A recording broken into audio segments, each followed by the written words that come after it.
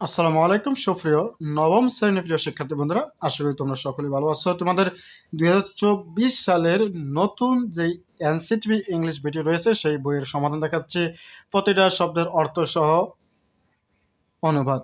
দেখো, lesson 1, image 1, the fact, সত্য ঘটনা। সত্য বলতে এখানে যে বিষয়টা তুলে ধরা হয়েছে সেটা এখানে দেখানো হয়েছে। This illustration depicts the mangrove forest. This মানে এই, illustration মানে চিত্রণ, defects মানে বর্ণনা করে, the mangrove forest অর্থাৎ সুন্দরবন। বলছে এই চিত্রগুলো সুন্দরবনকে বর্ণনা করে।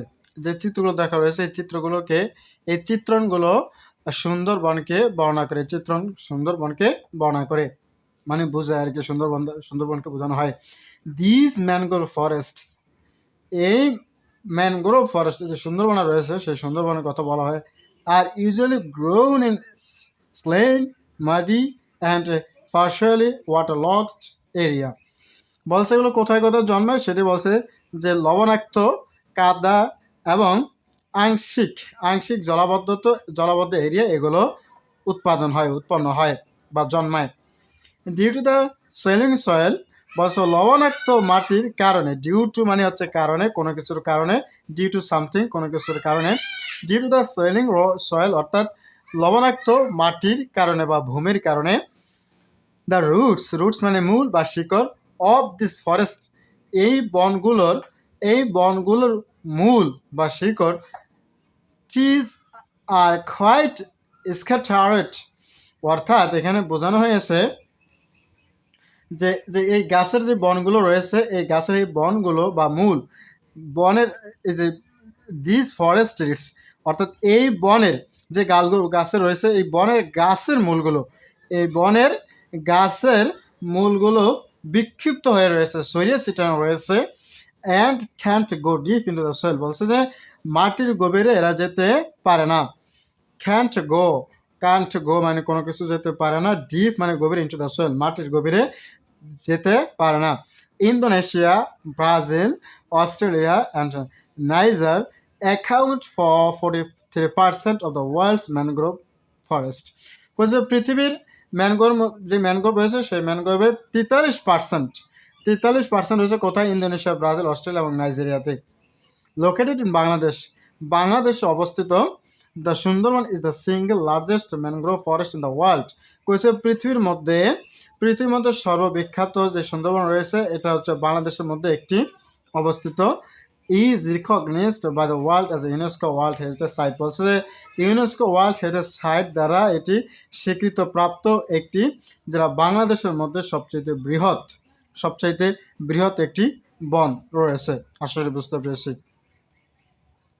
মাই thoughts on the mangrove forest, অর্থাৎ ম্যানগ্রোভ বন নিয়ে আমার ভাবনা। পার্সোনালি ব্যক্তিগতভাবে I find this different and unique forest are rare creation of nature. কইছে প্রাকৃতিক বিরল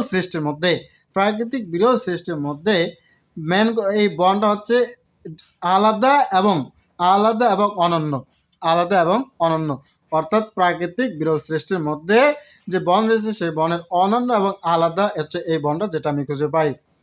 ইট protects us for many natural disasters. বলছে যে it protects us for many natural disasters, অর্থাৎ প্রাকৃতিক অনেক দুর্যোগ থেকে আমাদেরকে রক্ষা করে এই বন। We need to protect our Sundarban by any means, যে কোনো প্রকার আমরা আমাদের সুন্দরবনকে কী করা দরকার? রক্ষা করা দরকার।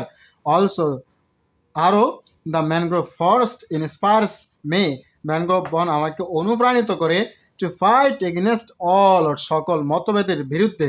এগেনস্ট মানে হচ্ছে মতভেদ, এগেনস্ট মানে বিরুদ্ধে, অল মানে সকল, অটস মানে মতভেদ, ফাইট মানে যুদ্ধ করা, ইন্সপায়ার মানে হচ্ছে অনুপ্রেরণা দেওয়া, আর ফরেস্ট মানে ম্যানগ্রোভ সুন্দরবন যেটাকে বোঝানো হয়েছে।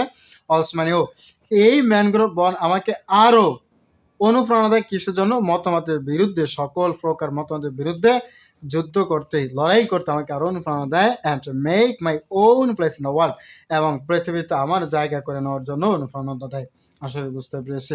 এটাই ছিল প্রথম অধ্যায়ের, যেটার নাম হচ্ছে অফেনিয়ন মেথডস। এই অফেনিয়ন মেথডের মধ্যে ইমেজ 1 যে ফ্যাক্ট রয়েছে সেগুলো তারপরে যে দুইটি ইমেজ 2 এবং ইমেজ 3 ইমেজ 4 এটাকে ফিল আপ করতে বলেছে। এরপরে আমরা আলোচনা করব টেক্সট 1, যেখানে বঙ্গবন্ধু শেখ মুজিবুর রহমান নিয়ে কিছু কথা বলা রয়েছে। এভাবে ধাপ বাই ধাপ পুরো ক্লাস পেতে হলে অবশ্যই আমার চ্যানেলটি সাবস্ক্রাইব করে রাখুন। ধন্যবাদ সকলকে।